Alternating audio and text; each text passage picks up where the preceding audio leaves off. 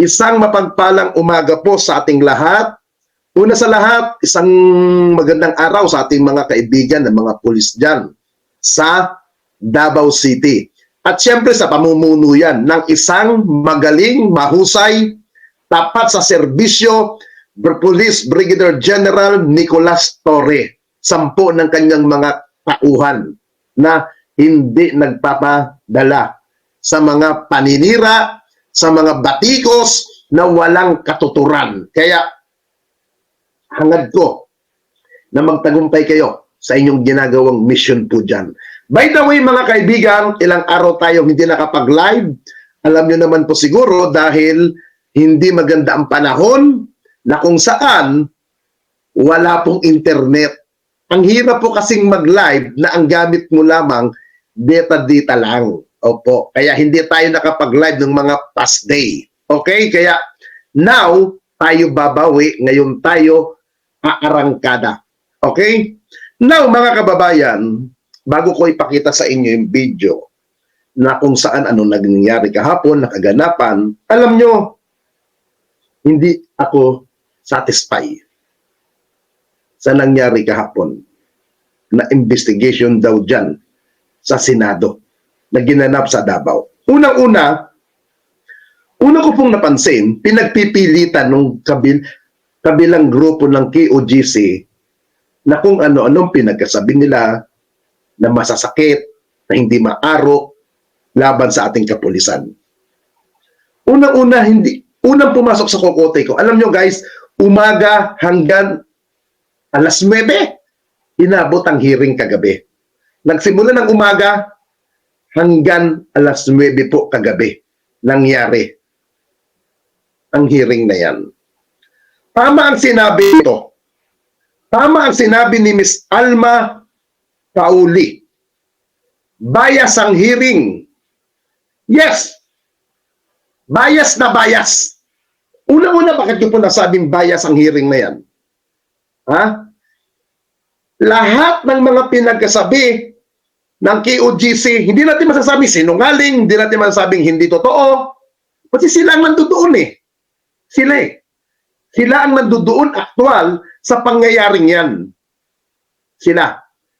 Kaya ko po nasabing bias ang nangyari kahapon na investigation kuno na yan. Wala namang kakwenta-kwenta. Una, pinagpipilitan nila Badoy, nila Lauren, i-contempt si Police Brigadier General Nicolas Torre. Gumagawa sila ng kwento na sinasabi daw di umano ni General Torre na kasinungalingan daw. Ang nakakatawa dito mga kababayan, binuksan ni Senator Bato yung video at pinanood. Hindi ba malaking sampal doon sa grupo? Walang napatunayan sila Badoy doon sa mga akusasyon nila laban kay General Torre. Doon pa lamang start ng ginawa na yon, isang pagpapakita lamang na puro paninira lamang para sirain ang reputasyon. Uulitin ko po mga kaibigan yung mga sinasabi ko mga past day. Hindi man perpekto ang kapulisan, marami man dyan tiwali, pero wag natin nilalahat. Huwag natin lalahatin ang buong hanay ng kapulisan dahil mas marami ang pulis na matitino na handang magserbisyo, handang maglingkod ng abot ng kanilang makakaya ayon sa kanilang sinumpaan, tungkulin para sa inang bayan. Di ba? Huwag natin lahatin. Di ba? Now, ito na lang. Kahapon nung sinabi ni Attorney Turon Bayro, Turyon, na magpirmahan tayo. Mga ganon. Natingin nyo ba papayag ang PNP doon? Hindi. Bakit? Hinahamon nila si General Torre na kung ano-ano pirmahan, ganito, ganyan. Di ba? Ito nakakatawa. Si General Torre lang ba ang pwedeng mag-command? Siya lang ba ang pwedeng magbaba ng desisyon na hinihingi ng KOGC? Hindi. May nakakataas si General Torre na kanyang sinusunod. Di ba? Ngayon, mga kababayan, dito pa ako natatawa kay Senator Ronald Bato de la Rosa. Ang ikinakatawa ko sa kanya, parang hindi siya naging pulis. Parang hindi siya naging chief PNP. Bago siya naging senador, galing siya sa PNP, di ba? Alam niya naman ang trabaho ng kapulisan. Alam niya kung ano ang mandik ng PNP, lalo pag may ang isang ang kapulisan may hawak ng warrant of arrest. Ganun ba kadali? Basta na lang uutusan mo na iwan ang area na yon? Ganun ba kadali yun? Tapos ito pa nakakatawa mga kababayan ha. Kahapon, tinatanong ni Senator Robin Padilla ang human right kung kailan daw maglalabas ng investigation na ginawa nila. Baka nakakalimot si Senator Robin Padilla. Noong panahon ng iyong boss, yung panahon ng iyong sinusuportahan, Senator Robin, nakakalimot ka po ata. Ilan ang namatay sa lumabag sa karapatan ng tao? Ito talaga kay Senator Bato. Senator Bato, ito po, tanong ko po sa iyo. Noong panahon ng inyong panunungkulan, noong panahon po ninyo bilang PNP chief, ang dami rin pong namatay na labag sa karapatan ng tao. Na mga inakusahan na napanghinanaan lamang, napambintangan lamang sa illegal na droga. Naisip niyo po ba, Senator Bato, noong term ninyo as PNP chief, yung salitang labag sa karapatan ng tao? Naisip niyo po ba yun? I think no. Kasi sumusunod ka lang din sa yung boss na si dating Pangulong Duterte. Ngayon, senador ka? Nakakatawa po ata yung sinasabi niyo pong labag sa karapatan ng tao sa mga pinag-uusapan niyo dyan sa hearing kahapon. Nakakatawa naman. Ay, nung panahon ninyo, pinabaliwala nyo ngayong Human Rights Commission eh. Di ba? Tumantuwa. Nung panahon na yun tumantuwa ako nung may nag-suggest na piso lamang ang ibigay na pondo. Di ba? Tumantuwa pa tayo nun eh. Kasi nga, ang alam natin, makatotohanan yung ginawa nyo. Pero, nung ako'y naipasok ninyo dyan, bilang human investigator tuon sa mga napatay, doon ko napagtanto, unti-unti ko napagtanto, para lang di kayo may accomplishment. Di ba? Ngayon sasabihin ninyo, human right, putang ina naman. Isang kaletsihan ang human right na sinasabi nyo ngayon. Ngayon, kilala nyo na ang human right ngayon. Bakit nyo kilala ang human right? Ha? Bakit nyo na ba? Bakit naalala? Paludin nyo natin to. Kaya kilalang-kilala mo yung mangmang, madaling magalit eh. Galit agad, nakasigaw agad, nakasinghal agad. Kung magsalita, walang pag-aalaala sa kapwa-tao kung masasaktan ng kapwa o hindi. Ganun ang mga mangmang. See? Ganun pala ang mga mangmang. Senator Bato, ito pa po, paalala ko po sa iyo. Dati ka pong senador, dati ka pong PNP chief. Dati kang general, dati kang member ng PNP. Hindi pa ako galit sa iyo. Personal, hindi. Naglalabas lang din po ako ng saloobin ko bilang simpleng mamamayang Pilipino, Senator. Bilang mamamayang Pilipino. Ito po ang nakakatawa sa inyo, Senator. Alam mo po, Mr. Senator, na ang Commander-in-Chief ng PNP, ang Chief of Command ng PNP, ay walang iba kung hindi ang Pangulong Ferdinand Romualdez Marcos. Na kung sino ang Pangulo ng Republika ng Pilipinas, siya ang Commander-in-Chief. Baka po nakakalimutan niyo po yun, Mr. Senator. Baka po nakakalimutan niyo. Wala kang karapatan na pakiusapan o diktahan ang kapulisan ang law enforcer, wala kang karapatan, Senator Bato.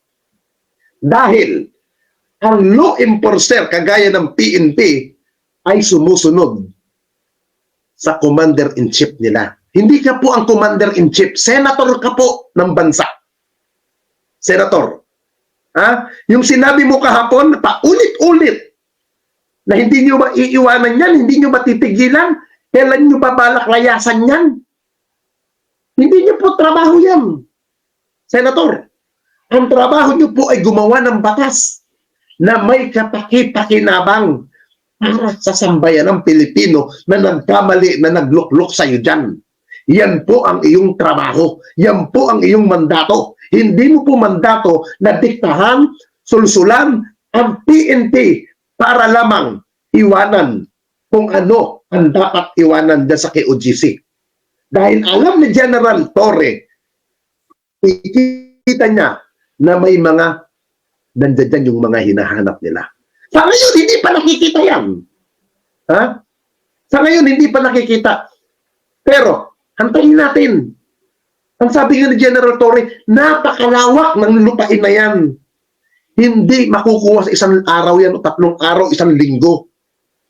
Maraming kwarto.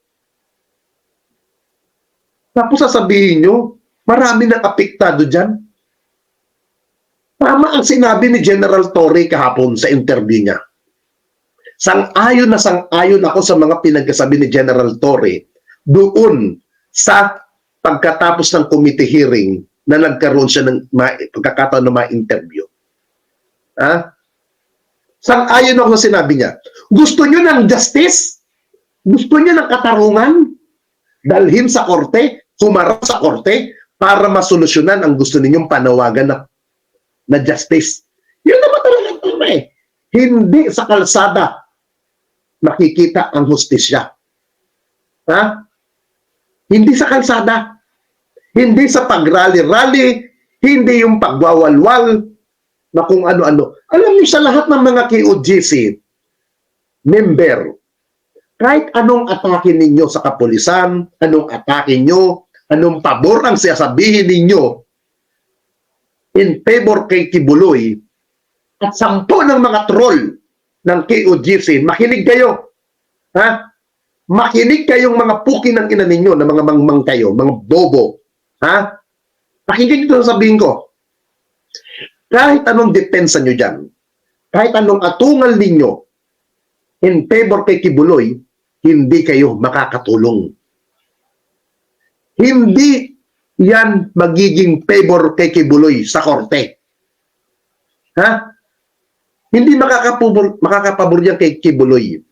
Walang silbi ang inyong pagdepensa kay Kibuloy dahil hindi kayo kasama doon sa usapin sa legal matter. Ang naglalaban sa korte, yung biktima at yung akusado na inyong pastor na may kasong pagkantot ng kalibugan, kamanyakan at money laundering at human trafficking. Yan ang maglalaban-laban doon. Hindi kayong mga depender ni Kibuloy na mga tanga at bobo. Mga puki ng ina ninyo. Ha? Style nyo lamang yan, yung mga depensa-depensa. Kung talagang gusto nyo ng hustisya. Ako, alam niyo mga kaibigan, hindi ako naniniwala na walang komunikasyon si Senator Bato. Lahat ng mga opisyal ng KOGC walang komunikasyon. Ha? Walang komunikasyon yan? Ako po. Hindi po ako naniniwala. Sa panahon na ito, kailangan ni Kibuloy ang mga tao ng kanyang pwedeng sumuporta. At yung mga taong sumusuporta na yan, kay Kibuloy, alam naman natin lantad sa publiko kung sino-sino yung mga taong sumusuporta kay Kibuloy. Ha? Ito mga kaibabayan, pakinggan natin yung mga pinagpanawagan kahapon. Itong panawagan kahapon ni Senator Bato, Ronald Bato de la Rosa, kay Pangulong Ferdinand Romualdez Marcos. Pakinggan po natin ito. Ha? Pakinggan natin itong pinagkasabi ni Senator Bato na kung saan panawagan niya. Panoodin niyo po ito. Napanood niyo na ito kahapon.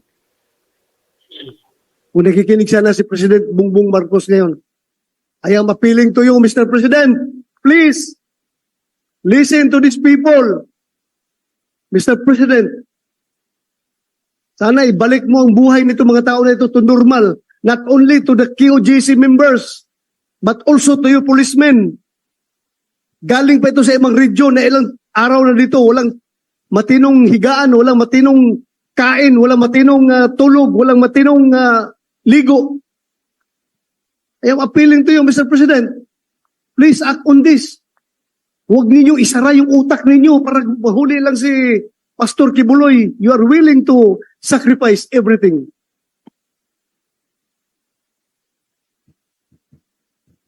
That's only an appeal. I hope you are listening. Napanood nyo? Napanood nyo yung sinasabi ni Senator Bato? Napanawagan niya, appeal niya daw kay Pangulong Ferdinand Romualdez Marcos na huwag daw isara ang isipan. Marami na daw namatay. Diyan daw. Diyan daw sa nangyayaring pang-take over daw ng PNP, diyan daw sa KOGC. Marami na daw. Ilan na daw ang mga namatay? Ilan naman namatay? Minatay ba ng kapulisan yan? Ipagkakalam ko, hindi naman eh. Yung namatay doon na isa, ang pagkakaalam ko, inatake sa puso dahil may sakit. Di ba? May sakit yung tao. May sakit, hindi siguro nakayanan yung init, hindi siguro nakayanan yung sama ng loob dahil yung idol niya na pinagtatanggol niya, malibog pala. Di ba? Di ba? Ayan o, minumura kayo. Ayan o, sabi nga ni Carol o, putang ina ninyo Bato, Bongo at Robin Bobo. O ayan o, komento ng netizen to. Minumura kayong tatlo. Mawalang galang na minumura kayo. Basahin ko putang ina ninyo Bato, Bongo at Robin Bobo. O, netizen ang nagbubura sa inyo. Binuputang ina na kayo. Oh, hoy, Bato, alam mo sinasabi mo, Bobo. Oh, ayan. Senator Bato. Ulitin ko po. Alam niyo po, ito po may nakalala na naman ako. Nung panahon ni dating Pangulong Gloria Macapagal Arroyo. Nung panahon ni dating Pangulong Arroyo, kung nakakalala ninyo, sana i-advise ito ni Pangulong Marcos. Sana i-advise ito na huwag payagan ang mga opisyal ng gobyerno ng ating pamahalaan na dumalo sa mga Senate hearing. Sana. Kasi ginawa po yan ni dating Pangulong Gloria Macapagal Arroyo. Nagkaroon pa ng balitaktakan, nagkaroon pa ng pagtakbo sa Supreme Court, pero naging pabor pa rin sa gobyerno ang ginawa. Na kung saan, itong ginawa ni dating Pangulong Gloria Macapagal Arroyo na nagkaroon ng executive order na hindi pwedeng dumalo ang sinuman opisyal ng gobyerno ni dating Pangulong Duterte na pinapatawag nung panahon nila ng Senado nung panahon ni Gloria nang walang pahintulot ng executive branch, ng tanggapan ng Pangulo, tanggapan ng executive secretary. Sana gawin uli ito. Kasi alam niyo pong ginagawa na lang ng ating mga ibang senador dyan, gumagawa ng investigation para sirain, ipahiya ang gobyerno. Yun ang nakikita ko po.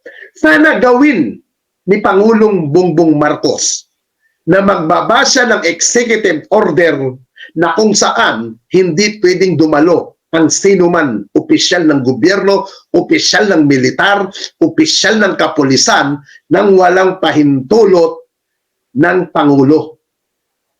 Sana gawin yun. Total, nakikita naman natin yung agenda ng ginagawa ni Senator Bato eh. Di ba? Nakikita natin yung ginagawang agenda nila eh. Di ba? Sana gawin niya yun ni Pangulong Marcos na huwag pahintulutan dumalo ng mga opisyal. Di ba? Sana nga. Sana gawin yan. Di ba? Alam mo, Senator Bato, ilang days na lang, filing na. Filing na po ng mga tatakbong senador. Kagaya mo, muli kang tatakbong senador ng bansang ito. Magdidesisyon ang sambayan ng Pilipino kung karapat-dapat ka pa bang iboto, karapat-dapat ka pa bang ihalal bilang senador ng Republika ng Pilipinas. Sa tingin mo po ba, happy kami sa nangyayaring ginagawa mo? Ha? Senator, tama na ang ginagawa ninyong yan. Hindi na makatotohanan ang inyong ginagawa. Lantaran ang pagiging bias nyo sa ginagawa nyong investigation. Unang-una kahapon ang ginagawa ng investigasyon ninyo, lantaran na pagpapakita ninyo ng pabor doon sa KOJC. Kulang na lang eh. Yung para bang magdedma ka na lang sa mga sasabihin nila General Torre. Alam niyo, bumilib ako kay General Torre din kahapon. Tinatanong siya ng mga media kahapon, you're satisfied sa nangyayaring Senate investigation ngayon? Tinatanong si General Torre kahapon. Sa tingin niyo, sir, mayroon bang nangyaring patutunguhan ng investigation na to na ginawa sa Senate? Alam niyo po ang sagot ni General Torre, yes, may pinatutunguhan. At nagpapasalamat pa si General Torre sa Senate investigation kahapon. So alam niyo guys, ganyan ka-professional si General Torre. Ito mga kababayan, si General Torre po, hindi man kami personal close, hindi man kami gaano nagkakausap. Nung siya po ang QCPD Director ng Quezon City Police, how many times ko po yan nakamit? Nakausap, nakakwentuhan, hanggang po sa bumaba siya bilang QCPD Director.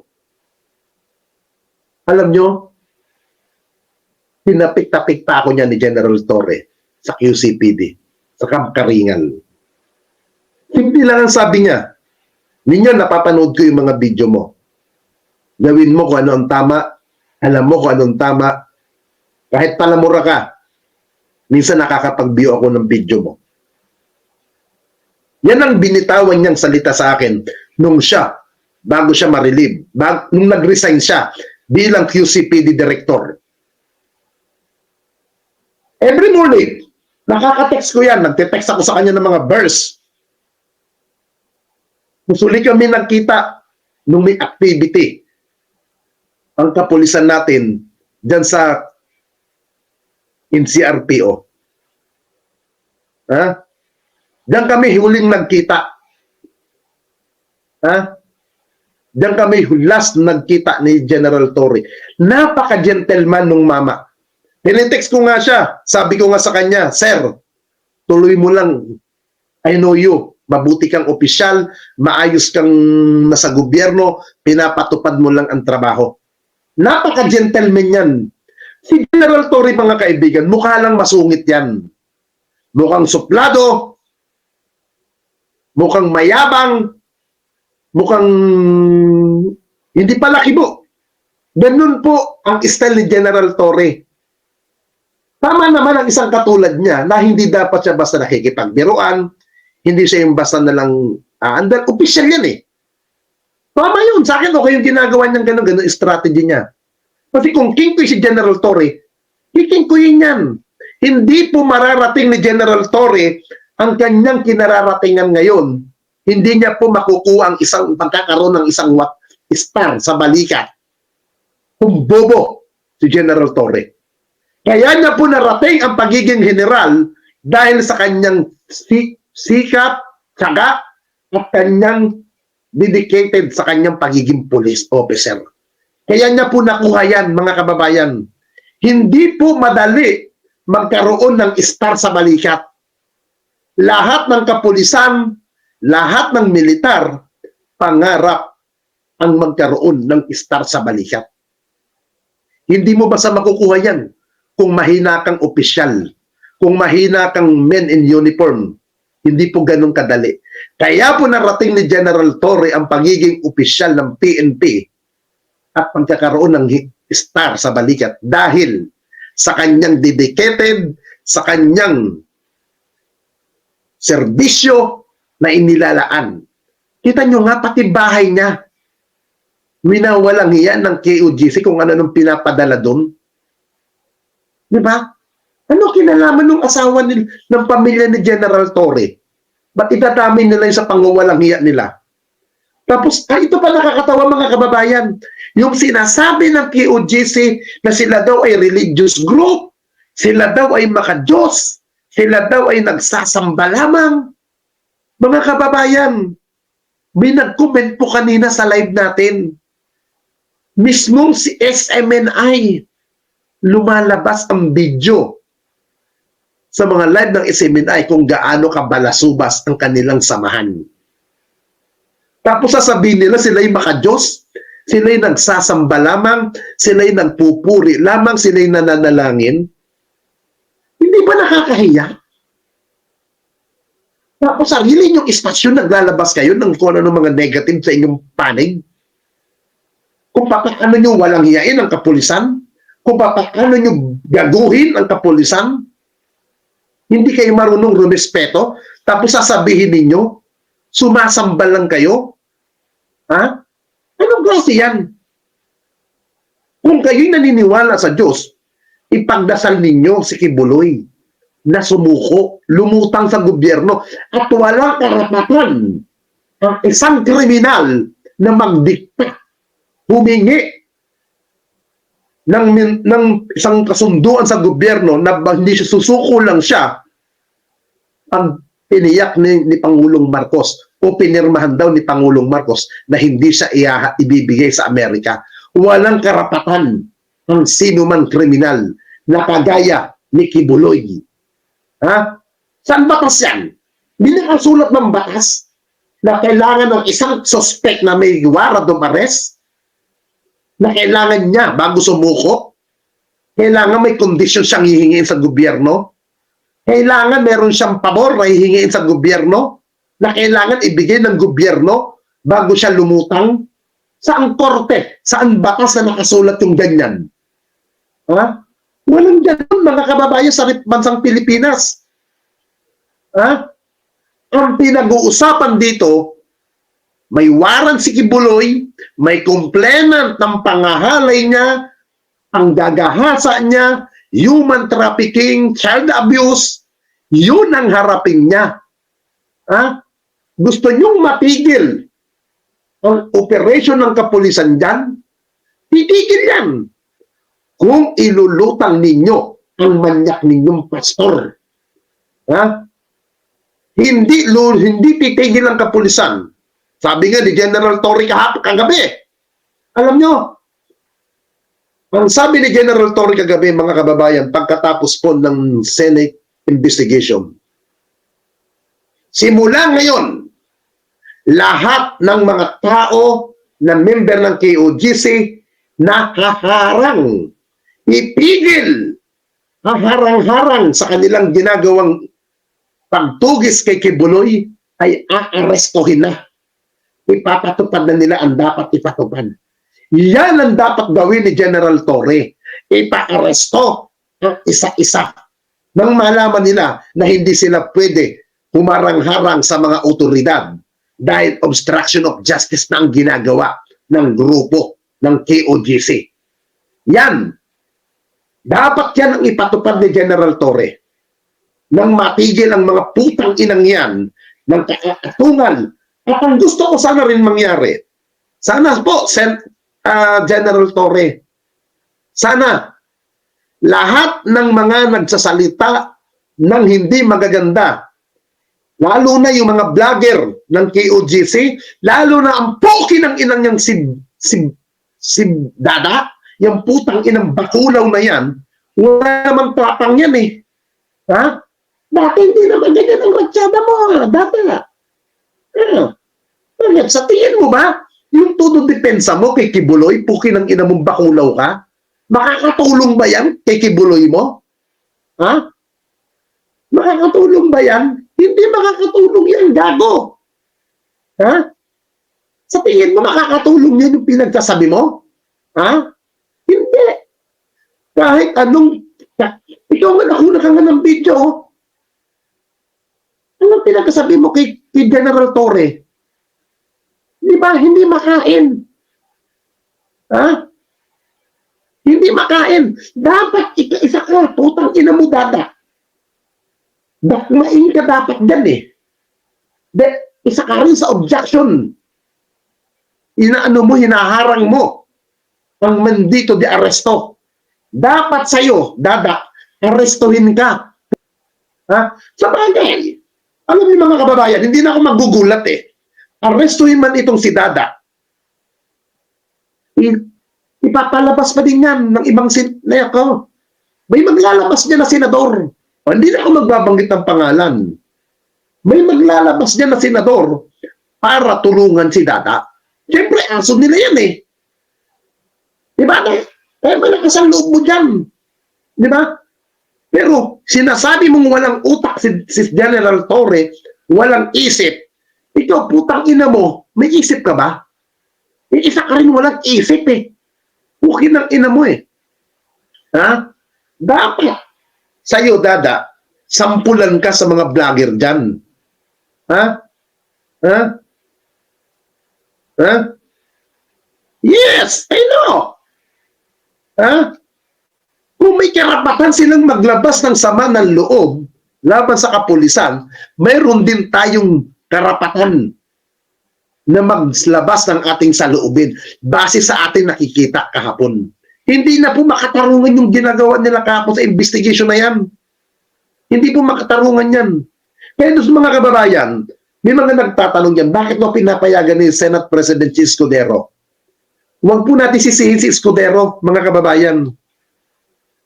Huwag po natin sisihin, kapangyarihan din po na may power po ang mga senador na magpatawag, mag-investigate ng mga ganyan-ganyan, keme-keme na ganyan. Hindi po pwedeng pakialaman yan, hindi pwedeng pigilan ng sino man Senate President. Lahat po ng mga senador, may power po yan.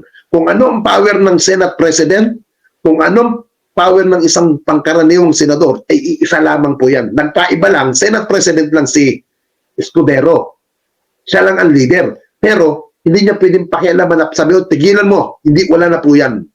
Kaya, huwag po tayong mag-ano kay Escudero. Tama naman talaga, bias at napakawalang kwenta po ng hearing na yon doon po sa Davao City. Hearing ng Senado kasama tong si Bato, si Bongo at si Robin Padilla. Yung tatlong tukmol na senador na mga himod puwet kay Kibulok at kay Digong,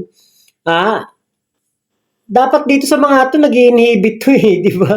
Kung pwede lang eh, no? Huwag sila ang mga mag-hearing dyan sa issue na yan ng KOJC kasi maliwanag naman talaga punot dulo dito ang hindi pagsuko ni Kibulok, ang pagtatago ni Kibulok, ang mga kaso ni Kibulok. Yun ang pinakapunot dulo. Yun ang pinakadahilan. Kaya po nagkaroon ng paghahain ng warrant of arrest dahil sa pagiging manyakol ni Kibulok. Nakapagtataka nga po. Biruin nyo saan ka nakakita? Isang manyakol na pastor na merong kaso ng pakikipag-tsuktsakan o pang-tsuktsak sa kabataan, sa mga kabataan, sa mga kababayan. Tapos, abay, meron pang mga followers na nagtatanggol. Diba, karumal-dumal po na krimen yan. May human trafficking pa. May child abuse pa. Imagine niyo mga kaso ni Kibulok. Tapos pinagtatanggol nitong tatlong tukmol na senador na ito at lahat ng kampon pa ni Kibulok. Pero alam niyo po, good job kay General Torre. Talagang kahit mag-isa siya, kahit na siya lahat ang sumasagot sa mga paratang nitong kulto ni Kibulok, aba, kita nyo naman, wala pong nagawa itong grupo ni Kibulok kung hindi ang magngangaw-ngaw lang. Wala silang nagawa, hindi nila mapapahinto ang kagustuhan ni General Torre na ipagpatuloy ang paggagalugad doon sa loob ng KOJC para mahanap itong si Kibulok. Di ba? Kahit ano sabihin nila, kahit ano gawin nila, lahat ng inilatag na mga reklamo nitong si Torion, hindi umubra kay General Torre. Napakadali lang na masoplak ni General Torre ang lahat ng inihain na issue nitong si Toron.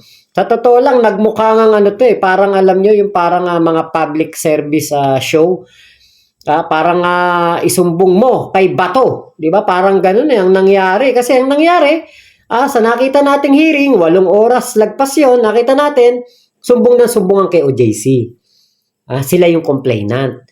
Tapos, si Bato, siya yung parang si Tulpo.